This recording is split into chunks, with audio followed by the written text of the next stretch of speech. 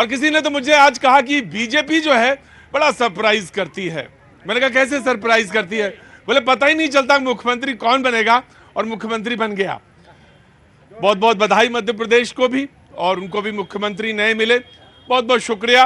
लेकिन जो आज चर्चा सबसे ज्यादा है, और वो चर्चा आज मुद्दे का यहाँ पे विषय भी है, मैंने कहा था जब शुक्रवार को शो कर रहा था कि अलमारियों में क्या देखा आपने, तो जवाब आया था नोट की गड्डियां देखी थी। मुझे कहा था कितनी थी, तो कोई सही जवाब नहीं था। लेकिन अब अंदाजा ये है कि 350 है या 325 है या 350 है, कितना है ये तो वही जाने। बहरहाल हाँ जी, हाँ, इनमें से किसी को नहीं मालूम है। ये तो शाम को ही जब होश खो देते हो, ये सारा काम होश का है, बेहोशी वाला नहीं है। बहुत बहुत शुक्रिया। वो तमाम सारे लोग जो आ जाएं, मैं सबसे पहले उनसे मिलूं, उससे पहले अपने मेहमानों का मैं तारुफ कराना चाहूंगा। राकेश जी बीजेपी का पक्ष रखने के लिए मौजूद हैं, बहुत बहुत शुक्रिया। अथर जैदी साहब आम आदमी पार्टी का पक्ष रखने के लिए हमारे साथ आज मौजूद हैं। जैदी साहब, हमारे यहाँ एक रिवाज है, जो पहली बार शो में आता है उसका ताली बजा के सारे लोग स्वागत करते हैं। बहुत बहुत शुक्रिया जैदी साहब, और खुल के बात करिए। मंच आपका जनता का मंच, यहाँ पे सारे सवाल होते हैं, और आपसे भी पूछे और आप भी सवाल करिए। बहुत बहुत शुक्रिया जैदी साहब। प्रभात जी राजनीतिक विश्लेषक, बहुत बहुत शुक्रिया। जबरदस्त सर्वेश पाठक जी, बहुत बहुत शुक्रिया राजनीतिक विश्लेषक। और फजील भाई बहुत दिनों बाद होम्योपैथी के डॉक्टर हैं, दवा इनकी धीरे से असर करती है लेकिन ये जबरदस्त है। बहुत बहुत शुक्रिया, थैंक यू सो मच। कौन सा सवाल पहले इधर से करना चाहेगा? तो मैं इधर से बढ़ूं जी, आप बोलना चाहेंगे? क्या हुआ बताइए। आरआरसी सर 2019 में रेलवे ग्रुप डी की वैकेंसी आई थी सर।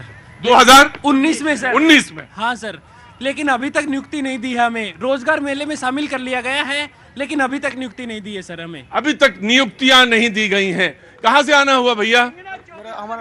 एक मिनट, आपकी उम्र निकल चुकी है हुजूर आली। नहीं, आपकी हुजूर, आप तो बस सिर्फ रैलियों में जाइए, यहाँ नहीं। जो सवाल पूछने आए उनको सवाल पूछने दीजिए। आपकी जगह सिर्फ रैली में है, यहाँ नहीं जी। क्या नाम है बेटा? सर मैं राजस्थान से आया हूँ, और सर हमारा सिलेक्शन। एक मिनट रुको, मैं भगाऊंगा बहुत जोर से, चुपचाप खड़े रहो। कब बेवकूफ जी। सर हमारा सिलेक्शन हुए और पैनल में नाम आए हुए 8 महीने से ऊपर हो गया है। प्रधानमंत्री जी के द्वारा हमें 16 मई को ही रोजगार मेले में शामिल कर लिया गया। रोजगार मेले में शामिल कर लिया गया था? हाँ सर, 16 मई को शामिल कर लिया, लेकिन अभी तक हमें कोई नियुक्ति नहीं दी गई सर। अभी तक कोई नियुक्ति नहीं दी गई है रोजगार मेले में। बहुत सारे लोग, बहुत सारे युवक, कहाँ से आना हुआ आपका? वो राजस्थान से। आप कहाँ से? राजस्थान चूरू से। राजस्थान चूरू से जी। और आप? मैं बिहार से हूँ सर। बिहार से। क्या नाम है साहब? आशीष कुमार। आशीष कुमार। 16 मई को मैसेज आया था सर, लेकिन अभी 16 मई को मैसेज आया था रोजगार मेले से, शामिल है लेकिन नियुक्ति नहीं आई। एक बोर्ड ऐसा कर रहा है सर, वो है हुबली बोर्ड। बाकी 17 डिवीजन में 16 डिवीजन ज्वाइनिंग करा दिया है, सिर्फ हुबली बोर्ड ऐसा कर रहा है। अच्छा, एक हुबली बोर्ड रह गया है, ऐसे बोलिए ना। सिर्फ हुबली बोर्ड रह गया, जिसमें हुबली, मैसूर और बैंगलोर ये रह गया। 16 को हो चुका है जी। ये पूरी बात है, जानकारी पूरी आनी चाहिए। कहाँ से आना हुआ साहब? वेस्ट बंगाल दिखिए। की नाम? राहुल सर। राहुल, अच्छा। क्या उम्र हो गई?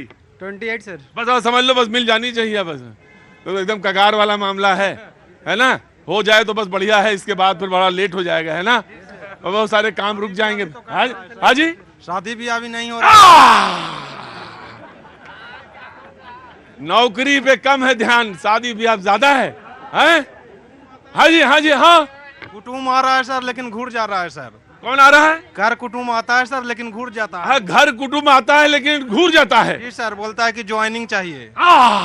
तो कहाँ से आना हुआ? बिहार से सर। तो नियुक्ति पत्र से काम नहीं चलता है? नियुक्ति पत्र भी मिला है कहाँ सर? अच्छा, तो कह रहा है आ जाता है लेकिन घूर के चला जाता है। शादी वाला रुकता नहीं है, क्योंकि नियुक्ति पत्र मिल जाए तो हो जाएगी शादी।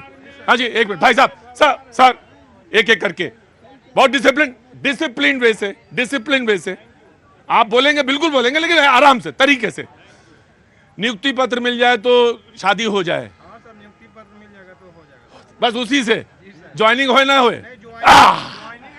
ज्वाइनिंग जरूरी है। साहब कहाँ से आना हुआ? सर मैं वैसे यूपी बनारस से हूँ। यूपी बनारस से हैं, और हुबली का जो सेक्शन है वो रह गया है, बाकी 16 का हो चुका है। सर तो विडम्बना क्या क्या कारण क्या है? विडम्बना सर ये कि 2019 में जब वैकेंसी आई और ये गिनीज वर्ल्ड रिकॉर्ड में नाम दर्ज है सर। जितने भी हमारे अश्विनी वैष्णव मंत्री, रेलवे मंत्री हैं, मोदी जी हैं, सभी इसकी बखान गाते हैं कि ये गिनीज वर्ल्ड रिकॉर्ड में इसका नाम दर्ज है सर। लेकिन अभी तक ये प्रक्रिया पूरी नहीं हो पाई है सर। और समस्या देखिए सर ये है कि 2019 में जब ये फॉर्म आया था और आज 23 हो गया, मतलब खत्म ही हो चुका है सर। अब मेरी एक शादी भी हो गई, एक डॉटर भी हो गई है। अब कोई काम कर रहे हैं कि नहीं? काम तो सर कर ही रहे हैं, लेकिन अब जिस हम सोचे थे कि गवर्नमेंट जॉब में होंगे, सर्व करेंगे, लेकिन आज वो पहले मम्मी पापा पूछ रहे थे कब ज्वाइनिंग पे जाओगे, 1 साल बाद डॉटर पूछेगी पापा ज्वाइनिंग पे कब जाओगे। हाँ, ये देखिए कह रहे कि शादी हो गई लेकिन वो ज्वाइनिंग नहीं आई। और इस पे जरूर रेल मंत्रालय से दरखास्त है कि इस पे कोई ना कोई इसके क्लैरिफिकेशन जरूर दिया जाए। और वो जो युवा खड़े हैं यहाँ पे, मैंने सबकी ली, सबसे बात करी, लो अब नहीं, मैंने सबसे बात करी और जरूर होना चाहिए। नेता थोड़ी ना बनाना भैया, तुम्हें काम मिले, नौकरी मिले, नियुक्ति पत्र मिले ना, कर घर जाओ, ठंडी में यहाँ खड़े हो। सारे लोगों 5-6 लोगों से पूछा तो मैंने वही बातें हैं, सबको नियुक्ति पत्र मिले, ये गुजारिश है। और ज्वाइनिंग हो और क्या कारण है वो बताया जाए, जरूर बताया जाए। मेहमानों से मैंने तारुफ कराया, लेकिन प्रभात जी खड़े होइए, आप कैसे सोच रहे हैं कि आपसे सवाल नहीं पूछा जाएगा? सवाल एकदम पूछना चाहिए, बनता है सवाल तो ये पूछा जाए। मैं आ रहा हूं, तुम्हारे दोनों कान एक ही तरफ लगाऊंगा, तुम्हारे दोनों कान लगाऊंगा एक तरफ। रुको, यहाँ आइए प्रभात जी। हाँ, मैं जानना चाहता हूं कि क्यों ना पूछा जाए आपसे। बीजेपी कहती है क्यों ना पूछा जाए कांग्रेस से, और कांग्रेस कह रही है कि मुझसे क्यों पूछेंगे आप? वो जो व्यक्तिगत तौर से जो बिजनेस कर रहा है वो जिम्मेदार है।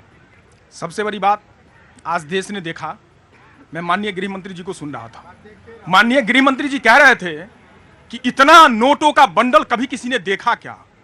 माननीय गृह मंत्री जी, इस सम्मानित चैनल के माध्यम से मेरा एक संदेश है आपको कि शारदा घोटाला, सिंचाई घोटाला जिसको आपने मुख्यमंत्री, मैंने नहीं कहा था, हिमंता विश्व शर्मा जी, 70,000 करोड़, चक्की पिसिंग, अजित पवार जी, अगर इन सारे के पैसों को इकट्ठा कर दूं गृह मंत्री जी, तो पैसों का माउंट एवरेस्ट बन जाएगा और पूरा देश देखेगा। उसके बाद आ जाओ, आप सच्चाई पे आ जाओ। मैं किसी भी भ्रष्ट व्यक्ति का किसी भी सूरत में पक्ष नहीं ले सकता, ना मैं उसके बारे में बोल सकता हूं, लेकिन नोटबंदी की विफलता भी यहां दिखती है। नोटबंदी की विफलता दिखती है जिस पर प्रधानमंत्री जी चुप्पी साधे हुए हैं। विफलता दिखती है कि 300 करोड़ रुपए, मैं आम लोगों से पूछता हूं, मेरे भाई बहनों आप बताओ कि आपके जेब से जब पैसा निकलता है तो सारे बैंकिंग का रिकॉर्ड होता है। 300 करोड़ कैश, अरे किसी भी पार्टी का हो, मैं कहता हूं ऐसे व्यक्तियों के साथ जो कानून सम्मत व्यवहार होना चाहिए वही होना चाहिए। लेकिन इतना पैसा कैश कोई अपने घर में रख लेता है तो फिर सीबीआई कह रहे हैं ना, बता तो रहे हैं, अब रुकिए, आप बोले चले जा रहे हैं। वो ये कह रहे हैं कि ये पैसा जो है, इनका कहना है बीजेपी वालों का, ये पैसा तो कांग्रेस का है। नहीं अभी आ रहे हैं। हाँ, मैं आ रहा हूं, आपका सुन रहा था जी जी।